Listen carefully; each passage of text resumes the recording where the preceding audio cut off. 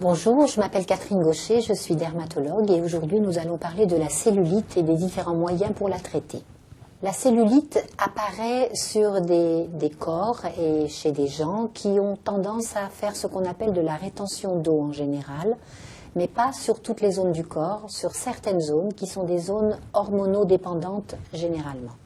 Cette cellulite est constituée par une association de graisse avec des travées fibreuses qui sont comme des cordons. C'est un peu comme si on avait une masse graisseuse dans des voilages retenus par des cordons, comme vous le voyez quelquefois sur les bateaux à voile anciens. Ce sont ces cordons qui sont à l'origine de l'apparition de ce que nous appelons la peau d'orange. La peau d'orange, c'est précisément l'aspect de ces cordons qui retiennent la graisse et qui font comme des petits nids d'abeilles. Plus il y a de rétention d'eau, moins la circulation des liquides et des fluides à l'intérieur du corps se fait bien, plus il y a de cellulite sur certaines zones, particulièrement sur ce qu'on appelle la culotte de cheval chez les femmes. Pour faire disparaître cette cellulite, il faut donc agir sur plusieurs plans à la fois. Il faut agir bien sûr sur les cellules graisseuses qui s'appellent les adipocytes, en les faisant maigrir elles-mêmes. Vous savez peut-être qu'une cellule graisseuse est une des cellules qui peut le plus grossir dans notre corps. Elle peut prendre jusqu'à, je crois, 200 fois son volume. Donc il n'est pas nécessairement utile de la faire disparaître complètement, il suffit souvent de la faire maigrir elle-même. Lorsque chaque cellule reprend son volume normal, le volume global de la masse graisseuse diminue également, sans pour autant tuer les cellules ou les détruire. Nous verrons comment on peut, par certaines techniques, faire maigrir ces cellules.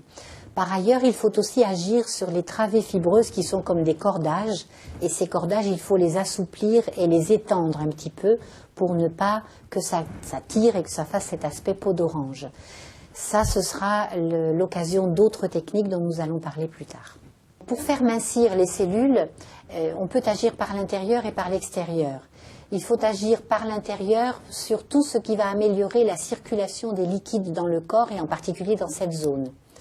Il y aura donc l'utilisation de certains produits qui sont vénotoniques par exemple, certaines plantes qui sont vénotoniques. On pourra vous donner des tisanes, des comprimés, des différents traitements homéopathiques. On pourra faire de l'acupuncture aussi pour stimuler l'élimination des liquides et donc favoriser l'oxygénation des tissus graisseux pour que les cellules maigrissent.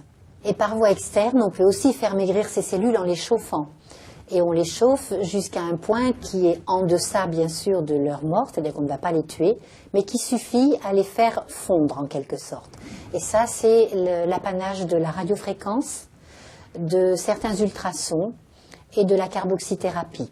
Nous utilisons en premier lieu une machine qui associe la radiofréquence, les infrarouges lointains qui chauffent également et le palpé roulé. Cette machine permet, en faisant une sorte de massage, d'attirer la graisse entre deux électrodes de radiofréquence et un laser infrarouge qui vont aller chauffer. Lorsque ces séances sont répétées, en moyenne c'est 10 à 12 séances à raison de tous les 2 ou 3 jours, donc 2 à 3 par semaine, on arrive à perdre, par exemple un tour de cuisse, on peut perdre 2 à 3 cm.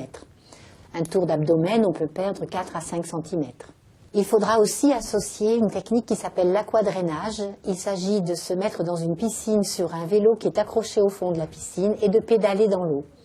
Ce mouvement de pédalage dans l'eau, qu'on peut aussi faire assis sur une frique dans une piscine, c'est un petit peu moins efficace mais c'est bien aussi, qu'on fait aussi lorsqu'on marche sur le bord de la mer, les pieds dans l'eau, on a un mouvement qui facilite le retour du sang veineux et de la lymphe dans les lymphatiques. C'est cette gymnastique des vaisseaux lymphatiques et des vaisseaux capillaires qui favorise l'élimination de la cellulite associée aux autres techniques. Pour éliminer la cellulite, vous aurez compris qu'il ne s'agit pas de faire un régime amaigrissant. Il est nécessaire pour les personnes qui sont en surpoids ou qui sont obèses, mais il n'est pas indispensable. Il s'agit d'utiliser des moyens internes et externes qui vont favoriser la circulation et l'oxygénation des tissus dans lesquels se sont développées ces masses graisseuses.